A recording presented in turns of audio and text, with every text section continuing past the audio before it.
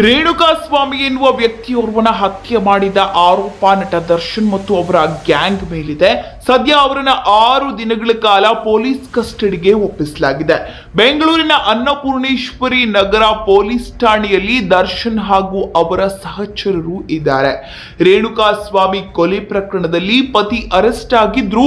ಅವರ ಪತ್ನಿ ವಿಜಯಲಕ್ಷ್ಮಿ ಇದುವರೆಗೂ ಒಂದೇ ಒಂದು ಪ್ರತಿಕ್ರಿಯೆಯನ್ನ ಕೊಟ್ಟಿಲ್ಲ. ಹೀಗಿರುವಾಗ ವಿಜಯಲಕ್ಷ್ಮಿ ಅವರು ಇನ್ಸ್ಟಾಗ್ರಾಮ್ ಪ್ರೊಫೈಲ್ ಫೋಟೋ ಡಿಲೀಟ್ ಮಾಡಿದ್ದಾರೆ. ಅಷ್ಟೇ ಅಲ್ಲ, ನಟ ದರ್ಶನ್ ಅವರನ್ನ ಅನ್ಫಾಲೋ ಕೂಡ ಮಾಡಿದ್ದಾರೆ. ಪವಿತ್ರ ಗೌಡ ವಿಚಾರದಲ್ಲಿ ಆಗಾಗ ಸೋಷಿಯಲ್ ಮೀಡಿಯಾಗಳ ಮೂಲಕ ಯುದ್ಧ ಸಾರ್ತಾ ಇದ್ದ ವಿಜಯಲಕ್ಷ್ಮಿ ಅವರು ಈ ಬಾರಿ ಯಾವುದೇ ಪ್ರತಿಕ್ರಿಯೆ ನೀಡಿಲ್ಲ. ದರ್ಶನ್ ಕೊಲೆ ಆರೋಪದಲ್ಲಿ ಸಿಕ್ಕಿ ಹಾಕಿಕೊಂಡಿರುವುದು ಪವಿತ್ರ ಅವರ ವಿಚಾರದಲ್ಲಿ. ಹೀಗಾಗಿ ಅವರಿಗೆ ಸಹಜವಾಗಿ ಅಸಮಾಧಾನ ಉಂಟಾಗಿರುತ್ತದೆ. ಇನ್ಸ್ಟಾಗ್ರಾಂನಲ್ಲಿ ದರ್ಶನ್ ಸೇರಿ ಎಲ್ಲರನ್ನ ವಿಜಯಲಕ್ಷ್ಮಿ ಅನ್ಫಾಲೋ ಮಾಡಿದ್ದಾರೆ. ಈ ಮೊದಲು ಅವರು ದರ್ಶನ್ನ ಫಾಲೋ ಮಾಡ್ತಾ ಇದ್ರು. ಇನ್ನು ಇನ್ಸ್ಟಾಗ್ರಾಮ್ ಡಿಪಿಯನ್ನ ಕೂಡ ತೆಗೆದು ಹಾಕಿದ್ದಾರೆ. ಈ ಬಗ್ಗೆ ಸೋಷಿಯಲ್ ಮೀಡಿಯಾದಲ್ಲಿ ಚರ್ಚೆ ಕೂಡ ನಡೀತಾ ಇದ್ದು, ಸದ್ಯ ದರ್ಶನ್ ಕೊಲೆ ಪ್ರಕರಣದ ವಿಚಾರವಾಗಿ ಯಾವುದೇ ಪ್ರತಿಕ್ರಿಯೆಯನ್ನ ಈವರೆಗೂ ದರ್ಶನ್ ಪತ್ನಿ ವಿಜಯಲಕ್ಷ್ಮಿ ಕೊಟ್ಟಿಲ್ಲ.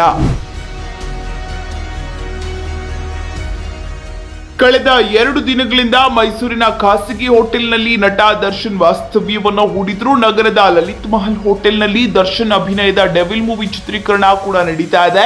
ಡೆವಿಲ್ ಸಿನಿಮಾ ತಂಡದಿಂದ ಹೋಟೆಲ್ ರೂಮ್ ಬುಕ್ ಮಾಡಲಾಗಿತ್ತು. ಜೂನ್ 9ರಿಂದ ದರ್ಶನ್ ನಗರದ ಪ್ರತಿಷ್ಠಿತ ಹೋಟೆಲ್ನಲ್ಲಿ ಉಳಿದುಕೊಂಡಿದ್ರು. ಮೈಸೂರಿನ ಗೋಲ್ಡ್ ಜಿಮ್ನಲ್ಲಿ ನಟ ದರ್ಶನ್ ವ್ಯಾಯಾಮ ಮುಗಿಸಿ ಹೋಟೆಲ್ ಬಳಿ ಬಂದ ಸಂದರ್ಭ ಪೊಲೀಸರಿಂದ ಬಂಧನಕ್ಕೆ ಒಳಗಾಗಿದ್ದಾರೆ. ಸದ್ಯ ಇದೀಗ ಈ ಬಗ್ಗೆ ದರ್ಶನ್ ಪತ್ನಿ ವಿಜಯಲಕ್ಷ್ಮಿ ಅವರು ಯಾವುದೇ ಪ್ರತಿಕ್ರಿಯೆಯನ್ನ ಕೂಡ ಕೊಟ್ಟಿಲ್ಲ. ತಮ್ಮ ಇನ್ಸ್ಟಾಗ್ರಾಮ್ ಡಿಪಿಯನ್ನ ಕೂಡ ತೆಗೆದು ಹಾಕಿದ್ದಾರೆ. ಜೊತೆಗೆ ದರ್ಶನ್ ಅವರನ್ನ ಅನ್ಫಾಲೋ ಮಾಡಿದ್ದಾರೆ ದರ್ಶನ್ ಪತ್ನಿ ವಿಜಯಲಕ್ಷ್ಮಿ ಇದೀಗ ಇನ್ಸ್ಟಾಗ್ರಾಮ್ ನಲ್ಲಿ ದರ್ಶನ್ ಅವರನ್ನ ಅನ್ಫಾಲೋ ಕೂಡ ಮಾಡಿದ್ದಾರೆ. ಹಾಗೇನೆ ಪ್ರಕರಣದ ಸಂಬಂಧ ಯಾವುದೇ ಪ್ರತಿಕ್ರಿಯೆಯನ್ನ ಕೂಡ ಕೊಟ್ಟಿಲ್ಲ. ಈ ಎಲ್ಲ ಬೆಳವಣಿಗೆಗಳ ನಡುವೆ ಸ್ಯಾಂಡಲ್ವುಡ್ ನಟಿ ರಮ್ಯಾ ಕೂಡ ದರ್ಶನ್ಗೆ ನೀಡಬಹುದಾದಂತಹ ಶಿಕ್ಷೆಯ ಬಗ್ಗೆ ಪೋಸ್ಟ್ ಮಾಡಲಾದ ಟ್ವೀಟ್ ಒಂದನ್ನ ರೀಟ್ವೀಟ್ ಕೂಡ ಮಾಡಿದ್ದಾರೆ. ಒಟ್ಟಾರೆಯಾಗಿ ಇದೀಗ ದರ್ಶನ್ ಕೊಲೆ ಆರೋಪದ ಕುರಿತಂತೆ ಅವರ ಪತ್ನಿ ವಿಜಯಲಕ್ಷ್ಮಿ ಯಾವುದೇ ಪ್ರತಿಕ್ರಿಯೆಯನ್ನ ಕೊಟ್ಟಿಲ್ಲ. ಸೋಷಿಯಲ್ ಮೀಡಿಯಾದಲ್ಲಿ ದರ್ಶನ್ ಅವರನ್ನ ಅನ್ಫಾಲೋ ಕೂಡ ಮಾಡಿದ್ದಾರೆ.